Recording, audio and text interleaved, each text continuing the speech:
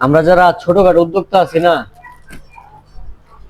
আমরা কিন্তু অনেকে আছে না, বড় বড় উদ্যোক্তা, বড় যাদের টাকার অভাব নাই, তারা একদিকে না একদিকে ক্ষতি হইলে মানে কোনো গায়ে লাগে না। কিন্তু আমরা যারা ছোটখাটো উদ্যোক্তা আছি, আমরা যারা জিরো থেকে শুরু করছি, আমাদের জন্য কিন্তু এই যেগুলা অনেক কিছু। এটা কিন্তু ভাই আজকে কোনো কাস্টমারের দোষ দেব না। অনেক সময় দেখা যায় আপনার ভিডিও আমার দেখছেন যারা কাস্টমার পার্সেল রিটার্ন করে, তো এখন আবার আলহামদুলিল্লাহ কোনো কাস্টমার আমার পার্সেল রিটার্ন করে না।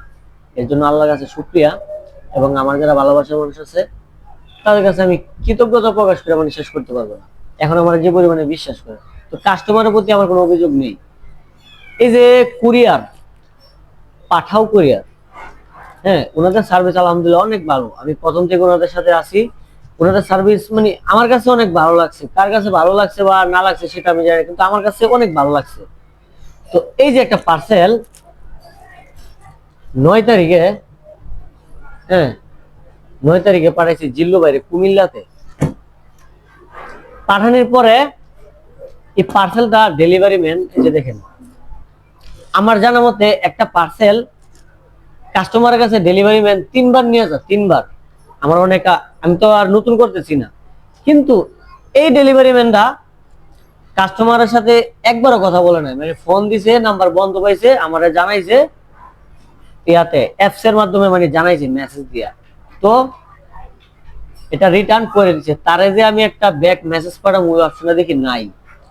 তারপরে হচ্ছে কি, কবে 14 তারিখ, আজকে কিন্তু 17 তারিখ, 14 তারিখ আমি পাঠাও হেল্পলাইনে ফোন দিয়ে বিষয়টা জানাইছি। ওনারা বলছে যে এটা আপনি কোনো টেনশন করেন না, পার্সেলটা আবার আবার ব্যাক মানে যাবে, মানে ওনারা আবার পাঠাইবো, এটা হাবে জানাই দিছি। আচ্ছা ঠিক আছে, ওকে ফাইন।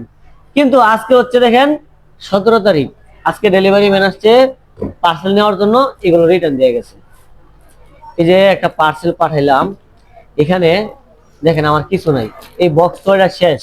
একটা হিসাব করি, এটা ডেলিভারি করাইতে ওনারা নিছে আমার থেকে 130 টাকা, 130। তারপরে এটা রিটার্ন করতে নিছে ওনারা 65 টাকা। আপনার 130 আর হচ্ছে 65, 195 টাকা ওনারা আমার কাছ থেকে এমনি এমনি নিয়ে নিল। মানে এমনি এমনি নিয়ে নিল। হ্যাঁ, ওনারা এটা বহন করছে, ঠিক আছে, চার্জ হয়েছে, কিন্তু এই যে আমার কাস্টমারকে একবার ফোন দিল, একবার একবার ফোন দিয়ে পার্সেল রিটার্ন করে দিল। এখন এই যে 195 টাকা, তারপরে এই যে আমার বক্স খরচ আছে 32 টাকা, 227 টাকা আমাদের একটা পার্সেল থেকে নাই। আমরা একটা জুতা বিক্রি করে লাভ করি কত টাকা বলেন, আপনারাই বলেন। আমি আর কিচ্ছু বলবো না,